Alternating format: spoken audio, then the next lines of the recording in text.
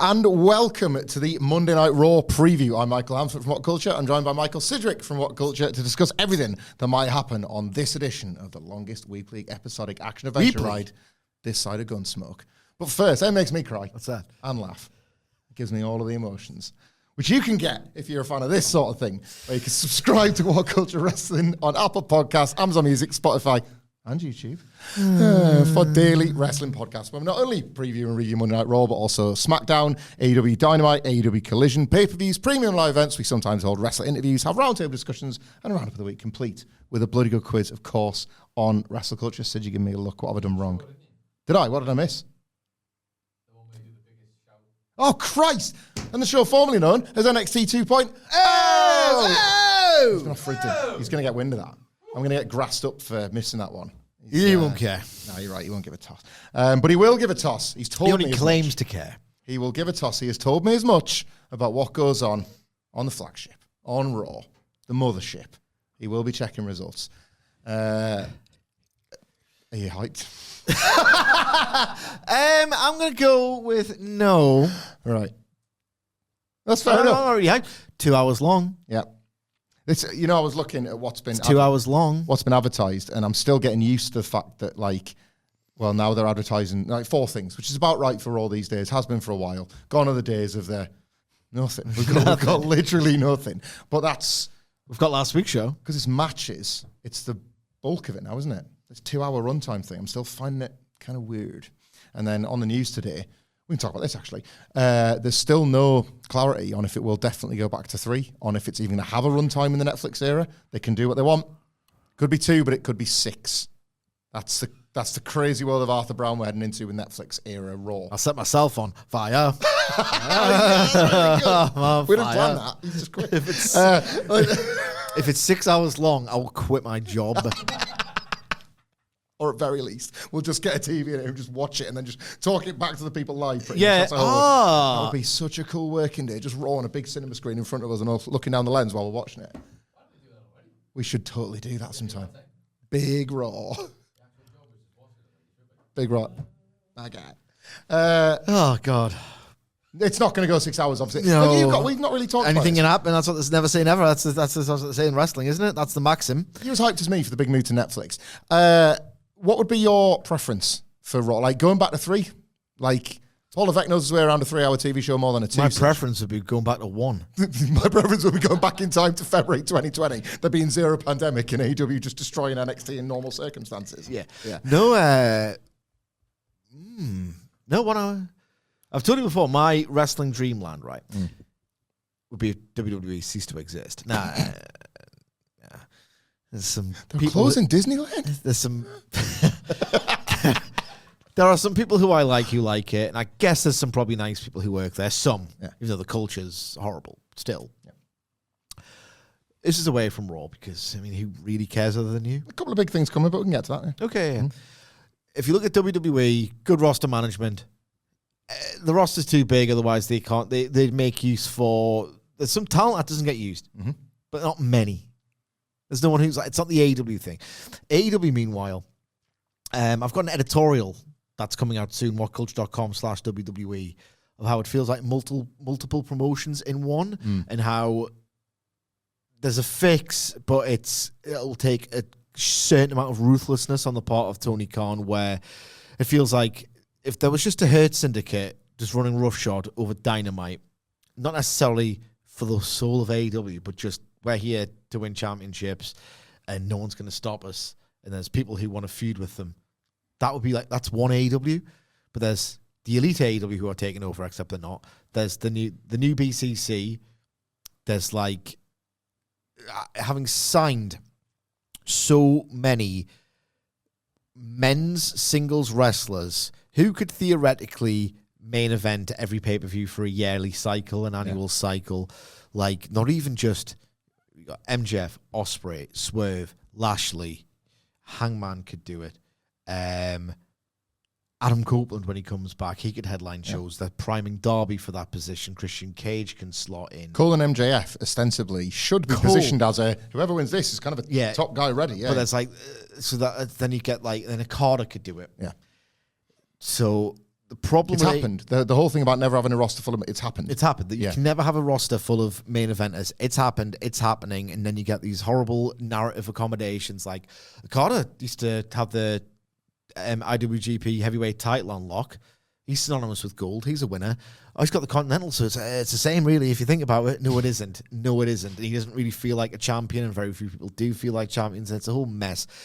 And then because I've got another one who's signed, and even if they're not necessarily going to be a main eventer, like Ricochet, someone with that talent, or a lot of people see that talent in him, he has to have a 15 to 20 minute match on pay-per-view. Takeshita now should, as the Continental Champion. Okada, when he has a pay-per-view, it probably should go 20 minutes. MJF should have a 20-minute match. We want Garcia to be in a position where he can have a 20 match, and Darby and Orange and Mox, and you do that, Copeland gets his 20-minute match, and so on and so on and so on. It means you don't have a tag team division on pay-per-view. You can't build it on pay-per-view. You can build it on Rampage. 20 minutes, you see. Yeah, goddamn, 20 minutes. Sounds getting warmed up. I'm Greg Valentine. So now you don't have a tag team division. You don't have a trios division, really. You don't have a women's division. No. Except we have to, because the bloody Wokes will kick off. I mean, that's one thing that both companies have got in common. And here's the thing. If there was a third major, Maple Leaf Pro, come on. Yeah. If there was a viable third, it would solve so many of AEW's issues. It would solve so much of the tribalism. There was like just 3. Yeah. Just make the tribalism a triple threat match. Split them up a little. Yeah, that would get a little bit more interesting than this relentless AEW WWE war. So my dream would be a viable third, an arena-sized third, or a Hammerstein Ballroom ECW arena-sized third. And just basically 25 to 35% of that AEW roster just goes to that third. And each of them, Monday, you can still have NXT because I like stacks. Mm-hmm. Raw Monday, NXT Tuesday, AEW Wednesday, viable third Thursday, 1 hour, 1 hour, 1 hour, 1 hour. That would be my absolute dreamland. Absolute dreamland. I mean, you have in the first half, not going to lie. But then we started cutting the time on the shows I actually want to watch. We're going to fit all the promos in. You're going to have matches in those hours. No, you could just have half and half. Shorter matches, thereby making the pay-per-views actually mean something. I am listening.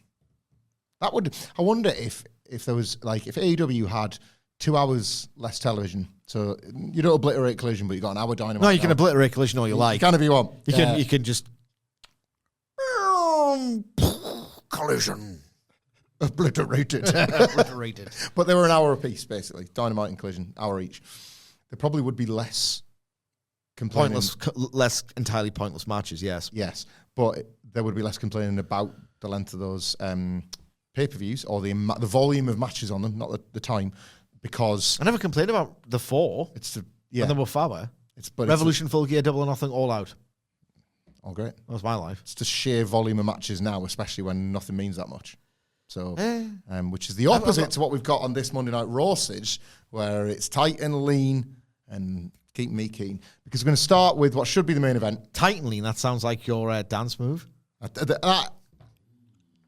good stuff. It's not that good. I think it is. I think you could be doing some writing for Titan if they'd hire you. Wouldn't want to go. But it wouldn't. You see the Rolling Stone article? Yeah.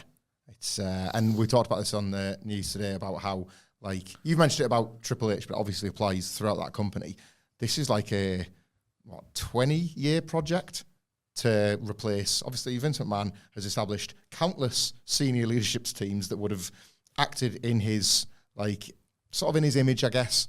His echo chamber. Yeah, and then they become. I'm not saying this about these specific people, but let's just take a Michael Cole. You cannot work that long in a role that Michael Cole has had as the overseer of all the announcers, whatever. And loads of them have got nice things to say about him as a boss, by the way, but nonetheless, without taking on much of that demeanor and attitude, because you have to, it all slides downwards, doesn't it? It's going to be a long crap down a bowl. Long time before that's changed to any significant, like that being out there now. It feels like the writer's room in WWE, for the time being at least, is going to be... Is it Rolling Stone? Yeah. Is going to be, like, ostensibly, kind of one of the nicest writer's rooms we've ever worked in. There's suddenly going to be food deliveries, there's going to take as much time as you need, that sort of stuff. But it isn't... This is not just a case of Vince being gone makes all this fine, is it? It never was. Never was. Like It's this- just, if you don't know what we're talking about, Rolling Stone have reached out to various former Him being gone now allows them to speak a bit more. candidly. to former WWE writers who talked about the culture of fear that was just all pervasive in the WWE creative room. And we should mention, legal purposes and stuff, that Vince McMahon or people on behalf have reached out and said, no, it's all bollocks designed to, tarnish his image. But there was a report that he would make them all stand up as he entered the room. What else was touched upon? So there was the standing up thing. There was a female writer spoke about yet more borderline sexual harassment allegations. People just making just any normalized. I need to walk past you, so and let's just move your hips out the way with my hands. Ugly and stuff like that. The millionth testimony about him sneezing and about not being allowed to eat. Midnight meetings. People getting there was a guy that got the sack. I think it was for changing. I think it was Neville who turned down saying, "I have a dream." Was it? So it's the Martin Luther King. I have a dream. It's to win the Royal Rumble. Yeah, That's what it was going to sound like. And then it went to. But he never had to say it, thank God. It went to somebody else via another writer who subsequently got fired for just giving that idea to somebody else that actually wanted to do the idea. And it's weird. Sounds as grim as it. I think a lot of us knew, but the worst thing is, do you know what? I felt a little bit guilty as a fan in the same way I did when Darkseid did that excellent episode on the plane ride from hell. It was that realization of, do you know what? It is easy to forget that there's real people that have been significantly affected by what are traumas, basically, because we hear wacky stories of wrestling people being odd, and it really does put it in perspective what we're actually talking about here. Yeah. It struck me as well. Obviously, Vince and his team or whoever it was have come out and went, "Oh, it's a load of crap," and all the rest of it. And I'm assuming those stories because obviously Neville was there and he wasn't on the main roster until 2017. Yeah. Just wild how if you read Ring of Hell by Matthew Randazzo 5, he paints that very same picture, literally a decade prior to that Pac story, that Neville story. And some of the stories in Ring of Hell just completely correlate with the reporting in that Rolling Stone piece. The stories in Ring of Hell where apparently Vince would just sit there in a creative meeting, just staring into space, and then for no reason whatsoever, just go into some unhinged rant about whichever wrestler had annoyed him for some minor thing, and then just sit back down and stare into space. In addition to all the horrible bullying and all the rest of it.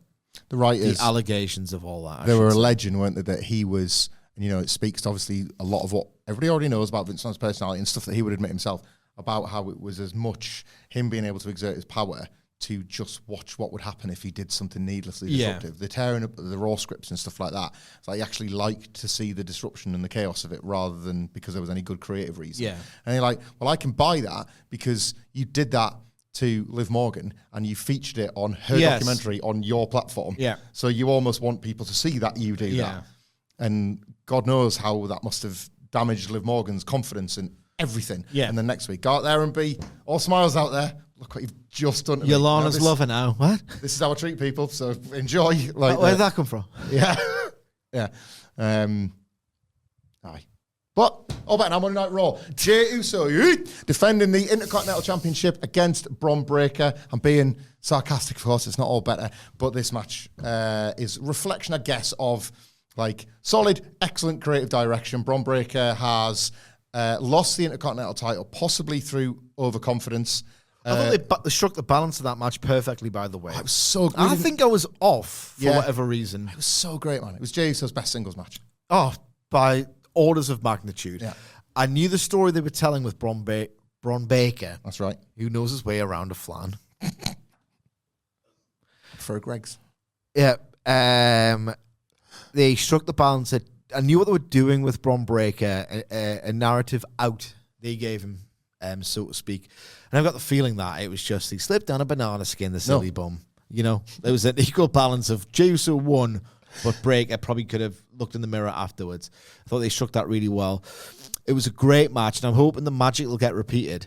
I do like the idea as well of it was probably a good idea or a nice idea, and Jey Uso had earned a little transitional title reign as a thank you for getting over and shifting all that merch, and to legitimize him as a former Intercontinental champion. And titles are hard to come by in WWE pays these off days. His story as well. It pays off his story. He's desperate to win a singles title to feel that he wasn't just a fraud himself away from Bloodline and Roman and everything. And like, even if it hasn't held it for that long, the fact that he's held it, and as I said, like, titles these days mean something in WWE because they are really, really hard to come by. They can always advertise that, and God knows they'll mention it a million times. It is WWE, it is wrestling. We are morons for watching it, and they remind us of this constantly. I do like the idea of that sense of they could easily go back to Bron Breakker. Is a thing that will cast huge doubt over the outcome, will make it really dramatic. Like, I don't know who's going to win this. There's a good argument for both. If they can replicate that magic, we're in for a great time, because you see a great match, or like a mechanically dazzling match where some really cool, really well-worked spots happen in the correct order, and the crowd comes up for it. It struck that ultra-rare feeling the first match of, it's so magic when it happens, and it so rarely does. That feeling where the crowd are made to feel like, you're shaping the outcome of this. If you 12th man, if you scream loud enough for Jey Uso, he's going to do it. Yeah, just come on, scream louder for him. It's just so rare that wrestling does it, where it almost feels like an audible has been called because of the crowd and because their desire is so loud. It's almost like that Lucha Bros Bucks match at All Out 2021. I was convinced, all right, it's going to be a good little match, and this Young Bucks reign's probably going to go on as long as Kenny's, and Kenny's not going to lose to Christian Cage, so we'll have a nice little cage match. But then the last 10 minutes, it's like, no, this crowd wants it, so it's therefore going to happen. It's just magic. If they can, it feels real, doesn't it? Yeah, feels real. No matter how daft the emulation of combat ultimately is, when you're that locked in, it does in fact feel real, even if it doesn't look real. If they can replicate that, we're in for a fantastic time. I had so much time for that first match. I was stunned actually by how much I liked it. Have they done a not great, but a very nice bit of booking here in how they've arrived at this match? And now, heading into the first match, Bron Breakker, through his arrogance, which was, founded by how he defeated Sami Zayn and how he's just dominated on the main roster, but through his arrogance, sucked everyone off. That's it. And like, he hasn't needed to suck off his family, but he did know that Jey Uso, he sucked off his family. He sucked them all off. And he did say, like, every time my family... Bron Breakker said it, not me. His words, not ours. Every time our families fought, my family won. Referring to the Head Shrinkers and the Steiners. Did that detail, like, being part of this Jey Uso, Bron Breakker fooed, does it play into tonight? Because could the Bloodline make an appearance to screw Jey Uso out of the belt because he's dared to get in their business for the first time? And this is how... Pretty silly thing to do for Jey Uso to pick this week of all the weeks. Right? But Solo Sikoa yet again proving that this is all about power and nothing to do with family history, because he's actually damaging that family history, because Bron Breakker has been proved... Jey Uso has done what the Head Shrinkers couldn't, which is like a member of the Samoan family can beat a Steiner, and then he's going to beat him again. And then, oh no, it's Solo that screws him. And now that helps create that reason for Jey Uso to want more... like, just physical revenge on the Bloodline. He can argue, I'm not doing this to side with Roman. Me and you, Jimmy, it's a long road back. We're brothers, but, there's a lot of things that we've got to get off our chests, but he's taken my title. Like, Solo Sikoa has hurt me personally. That belt, we've just talked about, that belt sort of meant something to me that, like, I never thought I would feel once I left the family, and he's taken it away. Like... That could just Solo a bit. Yeah, this sort of feels set up to potentially do that because of Jey rocking up on SmackDown. When we were talking on the SmackDown review, which you can get on YouTube or however you get your podcast, we did talk about how it did feel like they were speed running some things. Could this be why? Could it be Solo tonight? It still makes it contrived, and it's a bit silly of Jey Uso to get into the Bloodline's business, knowing that they are disruptors who will interfere in matches. Yeah, like it's going out of style. Yes. So, silly Jey Uso. But he can, like, take a couple of pot shots at the Guerrillas of Destiny as the goons, and then he kind of has to, like, take a beating off. It's not even Solo that does it. He clicks his finger, and Jacob just hits the ring and decks Jey Uso, because Jey kind of challenged him to a fight pretty much on SmackDown, so he's got that, like, receipt coming on. If I say Jacob Fatu tonight, I'll they'll love it. There you go. He's awesome. Love his face. Explosiveness. We're going to come back to speaking of explosiveness, we're going to end the podcast on potentially a bit more of that tonight because we've got 2 of the matches confirmed. Before we get to those matches, are you feeling a weird chill in the air? I wasn't, but I am now. I'm so cold. My rattling fingers are going to have to quickly race to Google for an unrelated reason. Why don't you ask me a question first? I've forgotten the question. About the matches. What's a match? About the matches. All right. I'll talk about the match while you do the Raw Riddle. The Raw Riddle. We had the number 1 contenders matches on SmackDown. Oh, you set up the Raw Riddle. I'll find one. It's all right. Talk about these matches. The New Day versus the Authors of Pain and Rey Mysterio and Dragon Lee versus American Made. Sorry, one at a time, mate. New Day versus Authors of Pain and Rey Mysterio and Dragon Lee versus American Made. Those are your 2. Who's winning one at a time? Yeah, who's winning the matches? I don't know. I can't remember. Who cares about the quality of the work? Yeah, but I hear WWE wrestlers. Wrestlers. WWE wrestlers. Yeah, I'm wrestlers, son. Yeah, I still like it, Dad.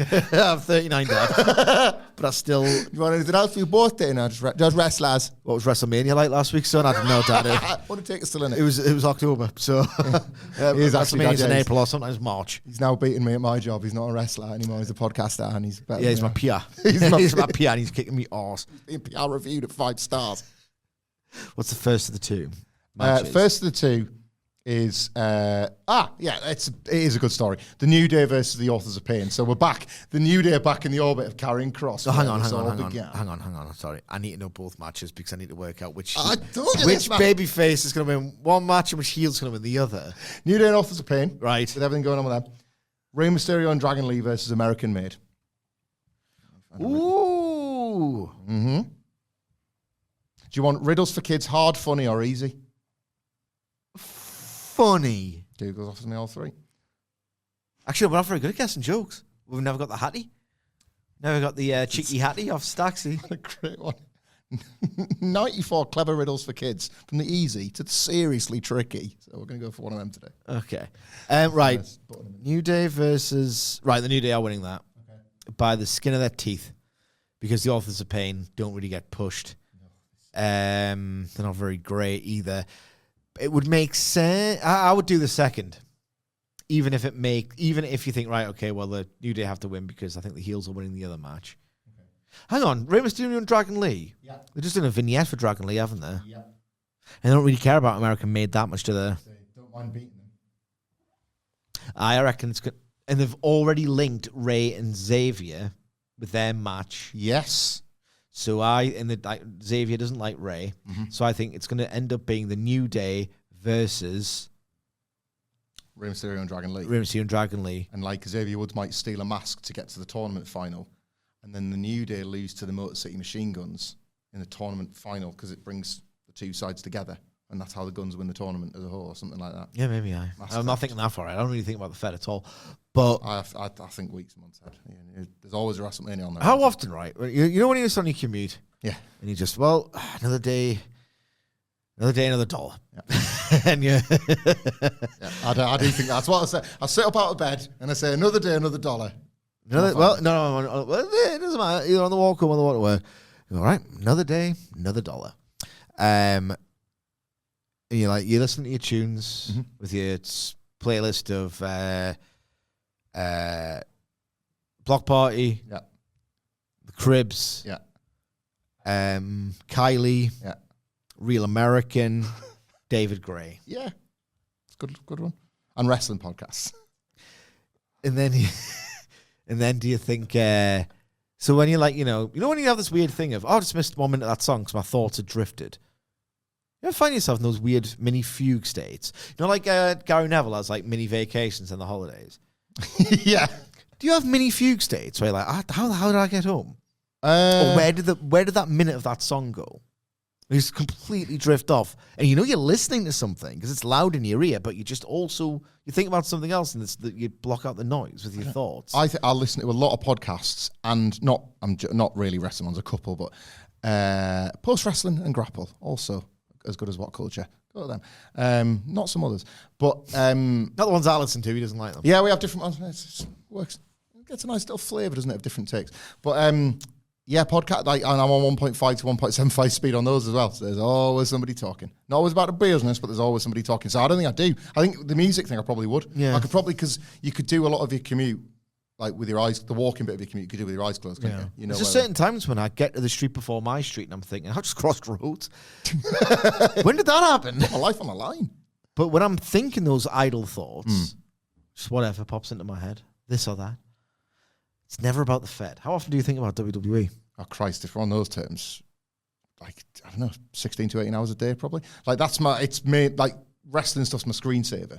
So I couldn't tell you what it is right now, because you can, if I recognize it happening in the next 24 hours, I will write down the song that is one of my, like, internal screensavers, but it will definitely be, like, a wrestling theme or something, you know? Or I'm just talking about when you're walking down the street, another day, another dollar. Do you think, oh my God, tonight could be the night that Xavier Woods finally snaps into a little thought, that's fundamentally what occupies my default setting. It's like, oh, there's that thing on Raw, there's this thing that just, like, I was really into what happened on SmackDown, so I'll be thinking a little bit more about the Solo Sikoa possibly rocking up on Raw, the little corridor interaction between Roman and Jay. I've watched that probably like 5 times. So when you're in like Tesco or whatever, getting your groceries, is that what you think about?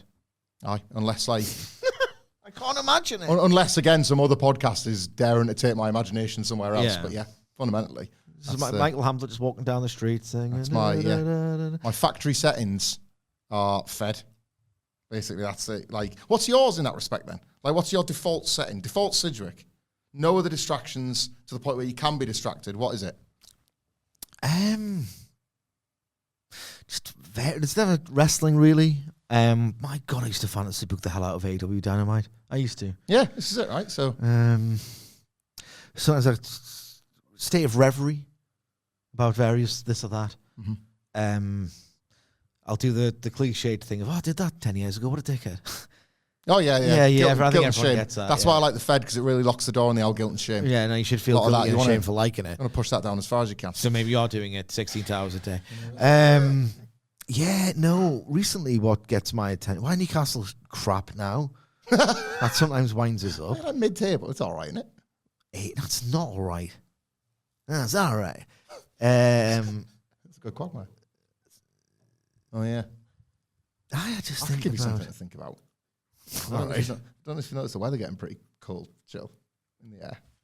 Oh, I am getting a bit of chill. I'm going to get creeps coming. I don't know. The matches will be mid, by the way. Yeah. Both matches will be mid. Dragon Lee will do something cool.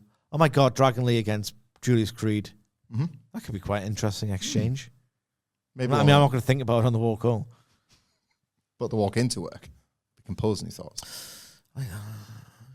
And no. You know what it is? It's coffee. Yes, that's your thing. I was thinking about coffee. Where's my next bag coming from? That's what I think about quite a lot. What are you, a wrestler? I often think about where's my next bag coming from. Like, so I don't care about Raw. These matches will be mid. Riddle. Found a riddle. Well, give us a minute. I'm talking about my coffee now. I like talking about that. I like thinking about that. I think about, right. Picturing the ghost light. I'll just come in. I'm waiting now. I think about what I've done recently is I made an error. Okay. Not going to name and shame. I'm going to do it on Twitter. I just got them off a roaster that previously gave me a nice bag. Yeah. But I bought it on the basis of, if you want a nice bag of specialty coffee, like 250 grams, whole bean, you are kind of looking at like 12 to maybe, like for 250 grams, 12 to 16, 12 to 18 quid. What's that? How many cups in one of them? I like to do It's 250 divided by 11.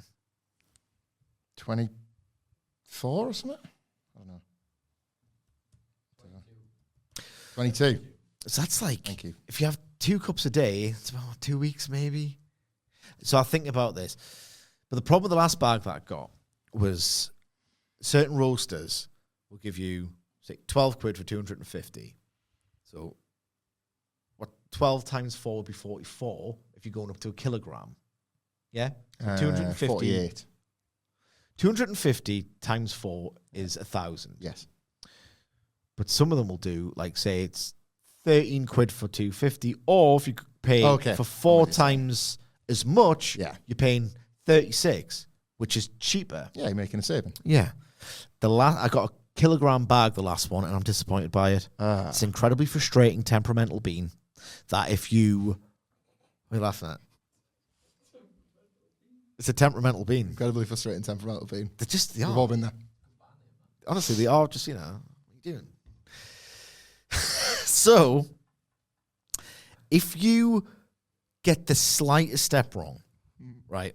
If you do a grind setting too far, it'll sour on you. Keep doing it. It'll sour on you. It will. To get the perfect cup out of this bean, you have to follow every single step to the point where I'm now weighing out my water.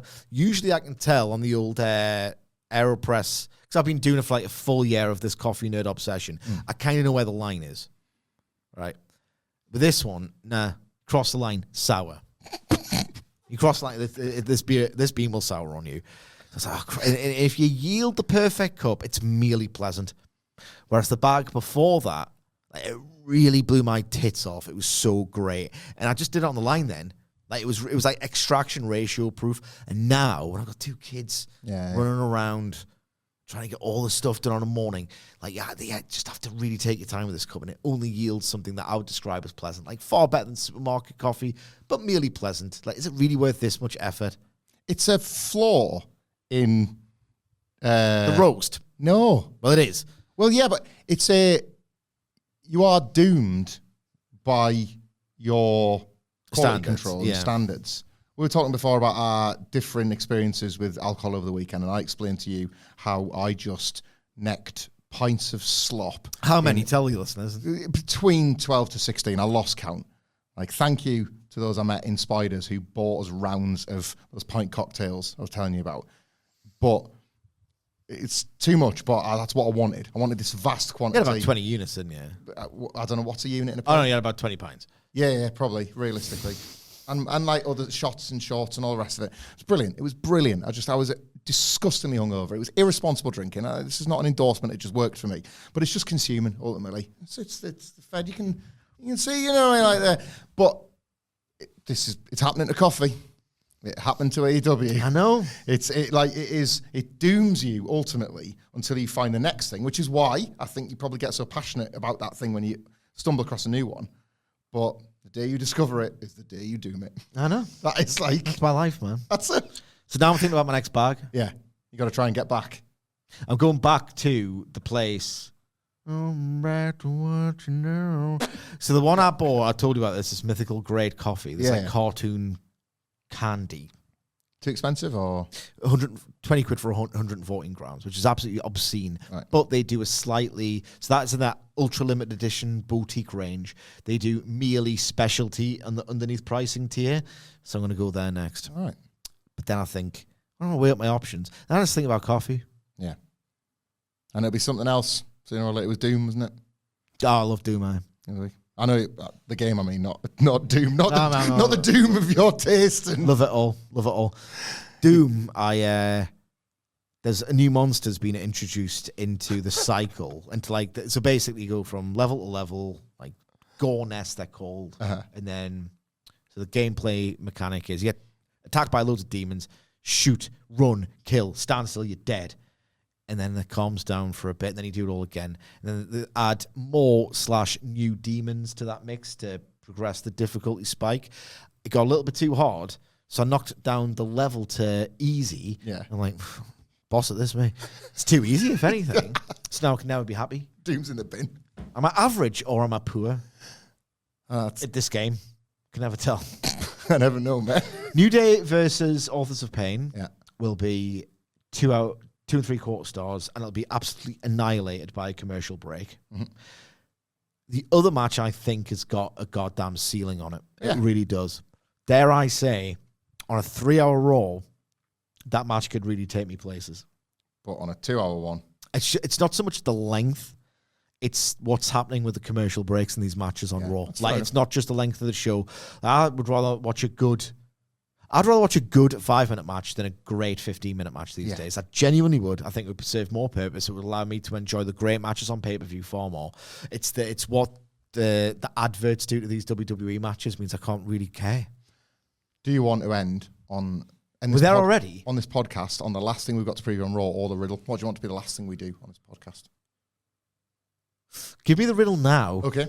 Please, because I might... fail at something an 8-year-old child would grasp immediately. I don't think Wilborn has asked this one, but it just made me laugh when I saw it. I have cities, but no houses. I have forests, but no trees. I have water, but no fish. What am I? Try that again? Yeah. I have cities, but no houses. I have forests, but no trees. I have water, but no fish. What am I? That's the Raw riddle. Wow. See, now the Raw riddle is giving me the creeps. Yeah. But I'm looking at under the desk of our producer, Adam Nicholas. Have you got Adidas trefoil socks? They're amazing. I want them. Speaking of stylish people, Seth Rollins, Sidge, and Bronson Reed are going to have a face-to-face tonight. Look, like, keep it brief, but expectations have been set fairly high for this, haven't they? Yeah. One of the better angles of this year was the kind of out-of-nowhere attack by Bronson Reed. It's got the character over. We are still waiting for him to go back to being unover again, but it feels like they will at least get to this match. Could be for Crown Jewel, could just be for TV next week. Do they just go big, or do they try and, like, I don't know, make Bronson Reed level up through something other than Carnage? I don't quite. I think this is a bit of a test. I think this is a test of the creative team and a test of Bronson Reed in particular. If I'm the creative team, I'm looking at Bronson Reed and I'm thinking, you've charmed me, okay? And if I'm WWE, I'm immediately thinking, right, you need to do everything. You need to do the promos. You need to do pretty much everything. I would, and I'm not necessarily sure this is the best. In fact, I'm certain it's not the best use of his abilities. But I would, because I'm WWE and I need things done in a certain way, I'm probably giving them a big back and forth verbal segment. Can you hang? Like, that's how they perceive it. And to be fair, everyone, if you're WWE, you're thinking, right, everyone is a potential main event headliner. Yep. Because, I mean, you can't have enough of those. Look at AEW, too many top stars. But they're probably better at cycling people in and out or whatever. They're probably looking, if there's something substantial in this character, the word, like, we can absolutely try. And their way of building their big matches, we see it time and time again on Raw every single week, are these long, we see it with Gunther and Cody, Drew and Punk did this a lot, Punk and Cody, they have this one segment every week where it's like the 10-minute in-ring back and forth between two wrestlers. It really works for them. Some of them are absolutely transcendent, like that Cody Punk one. The hell was that? Attitude. You take a handful of pain and a touch of the cologne. Yeah. But yeah. Oh my God, that's what I was meant to do. If I'm them, I mean, I don't think you can do it, but I can see them going, right, you've got 10 minutes verbals with Seth. Because if you're good at that and you continue to get over, you might have a WrestleMania program. So that's what I think they'll do, and that's what they probably should do for their line of thinking. And the match was made months ago when they did the beatdown as well, isn't it? So of course it was. Of course it was. So, but yeah, you hyped about Raw? Because I am. Well, you give me a look there. I don't understand why you like it so much. Sometimes I read a card like that and I can't either, and then by tomorrow morning I'm going to come in just bouncing again. It's like, yes, Tuesday, it's my favourite day of the week. Yes, double fared, nothing else getting in the way. If you're into this not this AEW crap, getting in the way of my double fared. Follow along with all of us on X, where they can find Michael Sidgwick at M Sidgwick. I'm at Michael Hamflett. Follow our brilliant producer at It's Adam Nicholas. And until next time, we will see you soon.